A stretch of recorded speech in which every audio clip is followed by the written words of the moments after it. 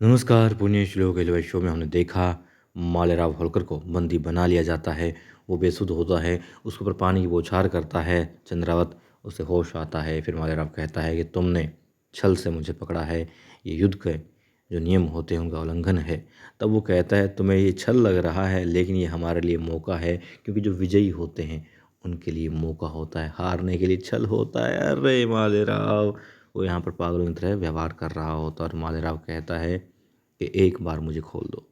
अब वो कहता है एक ही बार तो तुम्हें आज़ाद नहीं करना है, यही तो नहीं करना है मालेराव। अब वो उसे परेशान कर रहा होता है, उसके कुछ साथी भी, मालेराव के कुछ साथी भी उसने वहाँ पर बंदी बना रखे होते हैं और वो बहुत खुश हो रहा होता है कि देवी अहिल्या की ये हार है, क्योंकि मालेराव उसके पास बंदी के रूप में है। फिर वो कहता है मालेराव से कि देखो, एक बच्चे को भेज दिया मेरे पास लड़ने के लिए हथियार दे करके, कैसी आई है भला तुम्हारी। अब वो कहता है एक बार खोल दो। फिर वो कहता है कि तुम डरो मालेराव, मुझसे डरो। फिर मालेराव कहता है कि शेर से डरा करते हैं, शेर को डराया नहीं करते, क्योंकि शेर डरता नहीं है। अच्छा, एक ऐसा सिंह, वो कहते हैं एक ऐसा शेर हो तुम जिसके हाथ पाँव नाखून दांत सब काट दिए गए हैं। हंसता है।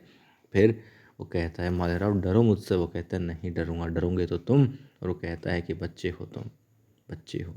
फिर वो कहता है शुक्र मनाओ कि तुम मुझसे लड़े पहले, बेशक तुमने छल किया हो वो बात अलग है, लेकिन गलती से भी यदि तुम्हारा सामना मेरी आई से हो गया, जी हाँ, वो कहता है कि यदि देवी अहिल्या का सामना हो गया इस चंद्रावत के साथ में, तो फिर चंद्रावत जीने की उम्मीद भी छोड़ देगा, क्योंकि उसके पास जीने की उम्मीद भी नहीं बचेगी। अब चंद्रावत डराने की कोशिश कर रहा होता है मालेराव को, लेकिन मालेराव खुद देवी अहिल्या का नाम लेकर के चंद्रावत को डरा देता है। फिर चंद्रावत कहता है कि अच्छा, तुम्हारा क्या करूं मैं, कैसे भेजूं तुम्हें। वो उसका मजाक बना रहा होता है, क्योंकि वो बच्चा है। लेकिन मालेराव उसके मुंह पर थूक देता है और कहता है ये हमारा मजाक है, हम मजाक इस तरीके से करते हैं, तुम मेरा मजाक उड़ा रहे थे, बच्चा कह कर के। अब वो अपने मुंह को पहुँचता है चंद्रावत और फिर गुस्से में आकर के कहता है, उसे परेशान करता है, थोड़ा गला दबाता है, मुंह दबाता है, कहता है चिल्लाओ, डरो, तुम मुझसे डरो। मगर मालेराव नहीं डरता है। फिर वो कहता है तुम्हारी आई के पास में कुछ तो भेजना होगा, क्या भेजूँ मालेराव। अब उससे पूछता है क्या भेजूँ तुम्हारी आई के पास में, कि तुम मेरे पास कैद हो, क्या तुम्हें मार डालूं, तुम्हारा शव भेजूं, कुछ अंग काट कर भेजूं, क्या भेजूं।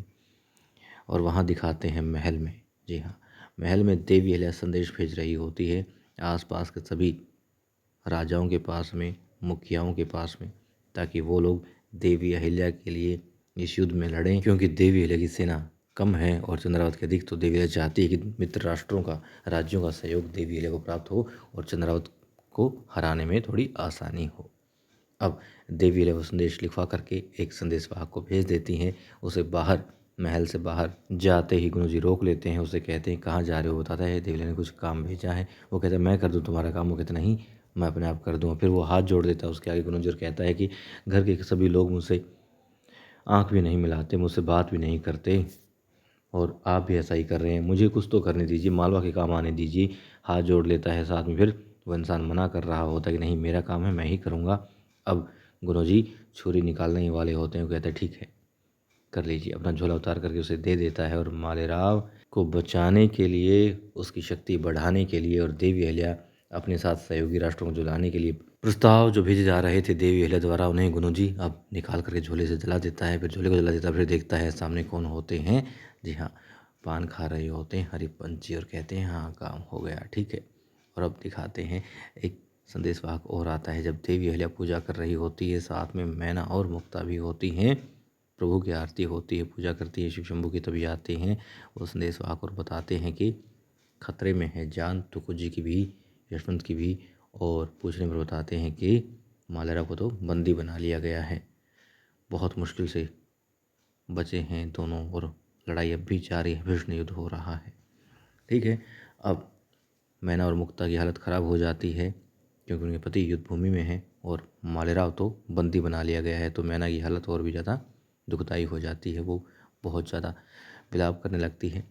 अब देवी अहिल्या मुक्ता उसे संभालती हैं, अंदर लाती हैं, किसी तरीके से समझा रही होती हैं, तभी वहाँ पर तुको जी आ जाते हैं।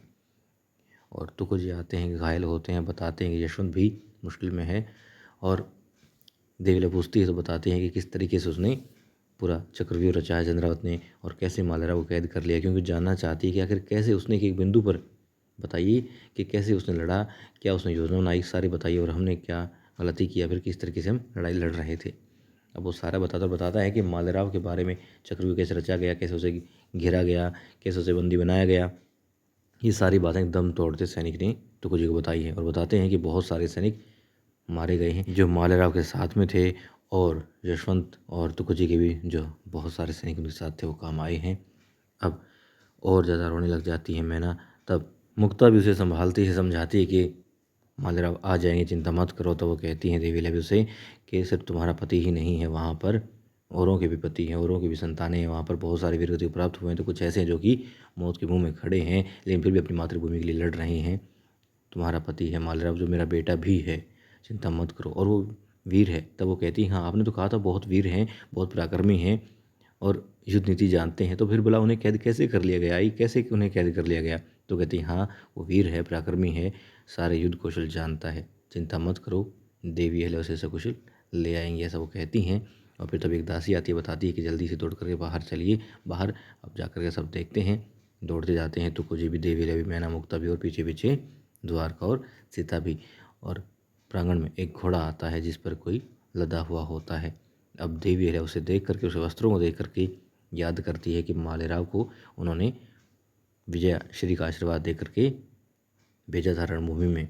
अब कौन है, क्या है, कैसे है, किस तरीके से देवी लड़ने जाएंगी, क्या योजना बनाएंगी, आने वाले एपिसोड में देखेंगे। आज जो हमने देखा उसमें खास यही था कि मालेराव ने आंखें नीची नहीं की, उसने डर आंखों में नहीं आने दिया और बल्कि भयभीत कर दिया अपने शब्दों, अपने हौसले से उस, जी हाँ, चंद्रावत को। और इतना ही नहीं, जो डराने की कोशिश कर रहा था बच्चा समझ करके मालेराव को, मालेराव ने उससे मुंह पर, जी हाँ, जो थूका है, उससे चंद्रावत को भी एहसास हो गया कि लड़ाई इतनी आसान नहीं है।